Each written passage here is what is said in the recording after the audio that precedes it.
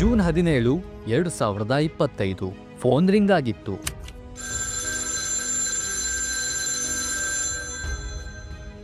ಕಾಲ್ ಪಿಕ್ ಮಾಡಿದ್ದ ನರೇಂದ್ರ ಮೋದಿಯವರಿಗೆ ಅತ್ತ ಕಡೆಯಿಂದ ಕೇಳಿಸಿದ್ದು ಡೊನಾಲ್ಡ್ ಟ್ರಂಪ್ ಅವರ ಧ್ವನಿ.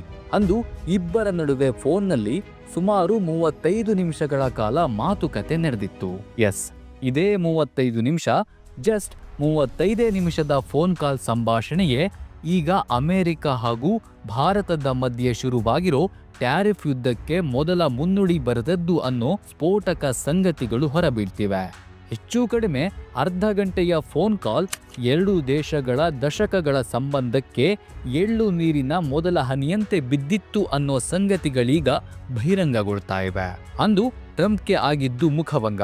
ಆ ಮುಖಭಂಗದಿಂದ ಅವರಲ್ಲಿ ಹುಟ್ಟಿದ್ದು ಸೇಡು. ಆ ಸೇಡಿನ ಪರಿಣಾಮವೇ ಈ ಟ್ಯಾರಿಫ್ ವಾರ್ ಅನ್ನೋ ವಿಶ್ಲೇಷಣೆಗಳು ನಡೀತಾ ಇವೆ. ಹಾಗಿದ್ರೆ ಅಂದು ಆಗಿದ್ದೇನು? ಆ ದೂರವಾಣಿ ಮಾತುಕತೆಯ ನಂತರ ಭಾರತದ ಮೇಲಿನ ಟ್ರಂಪ್ ನಿಲುವು ಬದಲಾಗಿದ್ದು ಹೇಗೆ? ಅಂದು ಒಂದು ಮಾತು ಹೂ ಅಂದು ಬಿಟ್ಟಿದ್ರೆ ಮೋದಿ ಅದೆಂತಹ ಚಕ್ರವ್ಯೂಹದಲ್ಲಿ ಸಿಲುಕಿ ಬಿಡ್ತಿದ್ರು. ಟ್ಯಾರಿಫ್ ಯುದ್ಧಕ್ಕೆ ಈ ಫೋನ್ ಕಾಲೇ ಮೊದಲ ಮುನ್ನುಡಿ ಅಂತಿರೋದು ಯಾಕೆ? ಈ ಎಲ್ಲದರ ಬಗ್ಗೆ ಈ ವಿಡಿಯೋದಲ್ಲಿ ಡೀಟೇಲ್ ಆಗಿ ತೋರಿಸ್ತಾ ಹೋಗ್ತೀವಿ. ವಿಡಿಯೋವನ್ನ ಎಲ್ಲೂ ಕೂಡ ಸ್ಕಿಪ್ ಮಾಡದೆ ಕಡೆತನಕ ನೋಡಿ. ಹಾಗೇನೆ ನೀವಿನ್ನೂ ನಮ್ಮ ಮೈಂಡ್ ಲೆಡ್ಜರ್ ಇನ್ಫೋ ಯೂಟ್ಯೂಬ್ ಚಾನಲ್ಗೆ ಸಬ್ಸ್ಕ್ರೈಬ್ ಆಗಿಲ್ಲ ಅಂದ್ರೆ ಈ ಕೂಡಲೇ ಸಬ್ಸ್ಕ್ರೈಬ್ ಆಗೋದನ್ನ ಯಾವುದೇ ಕಾರಣಕ್ಕೂ ಮರಿಬೇಡಿ. ಸ್ನೇಹಿತರೆ, ಆಗಷ್ಟೇ ಆಪರೇಷನ್ ಸಿಂಧೂರ್ ಮೂಲಕ ಪಾಕಿಸ್ತಾನಕ್ಕೆ ನರಕ ತೋರಿಸಿತ್ತು ಭಾರತ. ಪಾಪಿ ರಾಷ್ಟ್ರ ಪಾಕ್ ಮಂಡಿಯೂರಿ ಬೇಡಿಕೊಂಡಿದ್ದಕ್ಕೆ ಭಾರತ ಕದನ ವಿರಾಮವನ್ನ ಒಪ್ಕೊಂಡಿತ್ತು. ಆದ್ರೆ ಟ್ರಂಪ್ ಅಣ್ಣ ಮಾತ್ರ ನಾನೇ ಯುದ್ಧ ನಿಲ್ಲಿಸಿದ್ದು, ಎರಡೂ ದೇಶಗಳಿಗೂ ಯುದ್ಧ ನಿಲ್ಲಿಸಿ ಒಳ್ಳೆ ವ್ಯಾಪಾರ ಮಾಡೋಣ ಬನ್ನಿ, ಇಲ್ದೆ ಹೋದ್ರೆ ವ್ಯಾಪಾರದಲ್ಲಿ ಸಮಸ್ಯೆ ಆಗತ್ತೆ ನೋಡಿ ಅಂತ ಹೇಳಿ ಯುದ್ಧ ನಿಲ್ಲಿಸಿದ್ದು ನಾನೇ ಅಂತ ಪುಂಖಾನುಪುಂಖವಾಗಿ ಪುಂಕ್ತಲೇ ಇದ್ರು. ಇತ್ತ ಆಪರೇಷನ್ ಸಿಂಧೂರ್ ಮುಗಿತಾ ಇದ್ದ ಹಾಗೆ ಪ್ರಧಾನಿ ಮೋದಿ ಮೊದಲೇ ನಿಗದಿಯಾಗಿದ್ದ ಶೆಡ್ಯೂಲ್ನಂತೆ ಕೆನಡಾ ಪ್ರವಾಸಕ್ಕೆ ಹೋಗಿದ್ರು. ಆಗಲೇ ಬಂದದ್ದು ಡೊನಾಲ್ಡ್ ಟ್ರಂಪ್ ಅವರ ಫೋನ್ ಕಾಲ್. ಸುಮಾರು 35 ನಿಮಿಷಗಳ ಕಾಲ ಫೋನ್ ಕಾಲ್ನಲ್ಲಿ ಟ್ರಂಪ್ ಹಾಗೂ ಮೋದಿ ಮಾತನಾಡಿದ್ರು. ಪೆಹಲ್ಗಾಮ್ ದಾಳಿ ಹಾಗೂ ಆಪರೇಷನ್ ಸಿಂಧೂರ್ ಬಗ್ಗೆ ಚರ್ಚೆ ನಡೆಸಿದ್ರು. ಈ ಸಂದರ್ಭದಲ್ಲಿ ಭಾರತ ಹಾಗೂ ಪಾಕಿಸ್ತಾನದ ನಡುವಿನ ಕದನ ವಿರಾಮಕ್ಕೆ ಬೇರೆ ಯಾವುದೇ ರಾಷ್ಟ್ರಗಳ ನಡುವೆ ಮಾತುಕತೆಯಾಗಿಲ್ಲ. ಅಮೆರಿಕ ಭಾರತದ ನಡುವೆ ವ್ಯಾಪಾರದ ಮಾತುಕತೆಯೂ ನಡೆದಿಲ್ಲ. ಈ ವಿಚಾರದಲ್ಲಿ ಭಾರತ ಯಾವತ್ತೂ ಬೇರೆಯವರ ಮಧ್ಯಸ್ಥಿಕೆಯನ್ನ ಒಪ್ಪಲ್ಲ, ಕೇಳಲ್ಲ, ಬಯಸಲ್ಲ ಅಂತ ಮೋದಿ ಅತ್ಯಂತ ಸ್ಪಷ್ಟ ಶಬ್ದಗಳಲ್ಲಿ ಹೇಳಿದ್ರು. ಇಷ್ಟು ಸಾಕಿತ್ತು ಟ್ರಂಪ್ಗೆ ಭಗ್ ಅನ್ನೋಕೆ. ಹೇಗಿದ್ರು ಕೂಡ ಕೆನಡಾದಿಂದ ಭಾರತಕ್ಕೆ ವಾಪಸ್ ಹೋಗೋಕ್ಕೂ ಮೊದಲು ಅಮೆರಿಕಕ್ಕೆ ಬಂದು ಹೋಗಿ ಅಂತ ಟ್ರಂಪ್ ಮೋದಿನ ಆಹ್ವಾನಿಸಿದ್ದಾರೆ. ಈ ಆಹ್ವಾನದ ಹಿಂದೆ ಒಂದು ಹುನ್ನಾರವಿತ್ತು. ಮೋದಿ ಬರ್ತೀನಿ ಅಂತ ಅಂದು ಬಿಟ್ಟಿದ್ರೆ ಟ್ರಂಪ್ ಚಕ್ರವ್ಯೂಹದಲ್ಲಿ ಸಿಲುಕಿ ಬಿಡ್ತಿದ್ರು.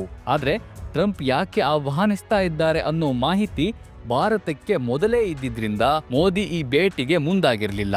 ನಿಗದಿಯಾಗಿರೋ ಬೇರೆ ಕಾರ್ಯಕ್ರಮಗಳಿವೆ, ಹೀಗಾಗಿ ಬರೋದಿಕ್ಕೆ ಸಾಧ್ಯವಿಲ್ಲ ಅಂದಿದ್ರು. ಆದ್ರೆ ಮೋದಿ ಅಮೆರಿಕ ವಿಸಿಟ್ ಮಾಡದೇ ಇರೋದ್ರ ಹಿಂದಿನ ಕಾರಣವೇ ಬೇರೆ ಇತ್ತು. ಮೋದಿಯವರನ್ನ ವೈಟ್ ಹೌಸ್ಗೆ ಇನ್ವೈಟ್ ಮಾಡಿದ್ದ ಟ್ರಂಪ್ ಅದೇ ಟೈಮ್ನಲ್ಲಿ ಪಾಕ್ನ ಸೇನಾ ಮುಖ್ಯಸ್ಥ ಆಸಿಮ್ ಮುನೀರ್ನ ಕೂಡ ಅಮೆರಿಕಗೆ ಕರೆದಿದ್ರು. ಮುನೀರ್ ಹಾಗೂ ಮೋದಿಯನ್ನ ಒಟ್ಟಾಗಿಸಿ ಒಂದು ಫೋಟೋ ಶೂಟ್ ಮಾಡಿಸಿ ಅದನ್ನ ಜಗತ್ತಿನ ಮುಂದಿಟ್ಟು ತಾನೇ ಯುದ್ಧ ನಿಲ್ಲಿಸಿದ್ದು ಅಂತ ಕ್ರೆಡಿಟ್ ತೆಗೆದುಕೊಳ್ಳೋ ಸ್ಕೀಮ್ ಹಾಕಿಕೊಂಡಿದ್ದು ಟ್ರಂಪ್. ಈ ಬಗ್ಗೆ ಅಂದ್ರೆ ಆಸಿಮ್ ಮುನೀರ್ ಅಮೆರಿಕಕ್ಕೆ ಬರ್ತಾ ಇರೋ ಮಾಹಿತಿ ಇದ್ದ ಕಾರಣಕ್ಕೇನೆ ಮೋದಿ ಅಮೆರಿಕ ಭೇಟಿಯನ್ನ ನಿರಾಕರಿಸಿದ್ದು ಅನ್ನೋ ಸಂಗತಿಗಳು ಈಗ ಹೊರಬೀಳ್ತಾ ಇವೆ. ದೂರವಾಣಿ ಕರೆಯಲ್ಲಿ ನರೇಂದ್ರ ಮೋದಿ ಟ್ರಂಪ್ಗೆ ಯಾವ ದೇಶದ ಮಧ್ಯಸ್ಥಿಕೆಯಲ್ಲಿಯೂ ಯುದ್ಧ ನಿಂತಿಲ್ಲ ಅಂತ ನೇರವಾಗಿ ಹೇಳಿದ್ದು, ಜೊತೆಗೆ ಅಮೆರಿಕಾಗೆ ಬನ್ನಿ ಅನ್ನೋ ಆಹ್ವಾನವನ್ನ ತಿರಸ್ಕರಿಸಿದ್ದು, ಈ ಎಲ್ಲದರಿಂದಾಗಿ ಸೋಕಾಳ್ ದೊಡ್ಡಣ್ಣನಿಗೆ ಸರಿಯಾಗಿ ಮುಖಭಂಗ ಆದ ಹಾಗಾಯ್ತು. ಆನಂತರ ಭಾರತದ ವಿಚಾರವಾಗಿ ಟ್ರಂಪ್ ನಿಲುವುಗಳು ಬದಲಾಗ್ತಾ ಹೋದ್ವು. ಅದರ ಮುಂದುವರೆದ ಭಾಗವೇ ಈಗ ನಡೀತಾ ಇರೋ ಟ್ಯಾರಿಫ್ ವಾರ್ ಅನ್ನೋ ವಿಶ್ಲೇಷಣೆಯನ್ನ ಅಮೆರಿಕದ್ದೇ ಸುದ್ದಿ ಸಂಸ್ಥೆಯಾದ ಬ್ಲೂಮ್ಬರ್ಗ್ ಮಾಡ್ತಾ ಇದೆ. ಹಾಗಂತ ಟ್ರಂಪ್ ಇದೊಂದೇ ಕಾರಣಕ್ಕೆ ಟ್ಯಾರಿಫ್ ವಾರ್ ಶುರು ಮಾಡಿಲ್ಲ, ಅದರ ಮುನ್ನುಡಿ ಇಲ್ಲಿಂದಲೇ ಶುರುವಾಗಿದ್ದು ಅಂದ್ರೂ ಅಚ್ಚರಿಯಿಲ್ಲ. ಸ್ನೇಹಿತರೆ, ಈ ಬಗ್ಗೆ ನಿಮಗೆ ಏನನ್ಸುತ್ತೆ? ಭಾರತ ಹಾಗೂ ಅಮೆರಿಕ ಮಧ್ಯೆ ನಡೀತಾ ಇರೋ ಈ ಟ್ಯಾರಿಫ್ ವಾರ್ ಬಗ್ಗೆ ನಿಮ್ಮ ಅಭಿಪ್ರಾಯ ಏನು ಅನ್ನೋದನ್ನ ಕಾಮೆಂಟ್ ಮಾಡಿ ತಿಳಿಸಿ. ಈ ವಿಡಿಯೋ ಇಷ್ಟವಾಗಿದ್ರೆ ಲೈಕ್ ಮಾಡಿ, ಶೇರ್ ಮಾಡಿ ಇಂತಹ ಇನ್ನಷ್ಟು ಇಂಟ್ರೆಸ್ಟಿಂಗ್ ಕಂಟೆಂಟ್ಗಳಿಗಾಗಿ ನಮ್ಮ ಮೈಂಡ್ ಲೆಡ್ಜರ್ ಇನ್ಫೋ ಯೂಟ್ಯೂಬ್ ಚಾನಲ್ಗೆ ಸಬ್ಸ್ಕ್ರೈಬ್ ಆಗೋದನ್ನ ಯಾವುದೇ ಕಾರಣಕ್ಕೂ ಮರಿಬೇಡಿ. ನಮಸ್ಕಾರ.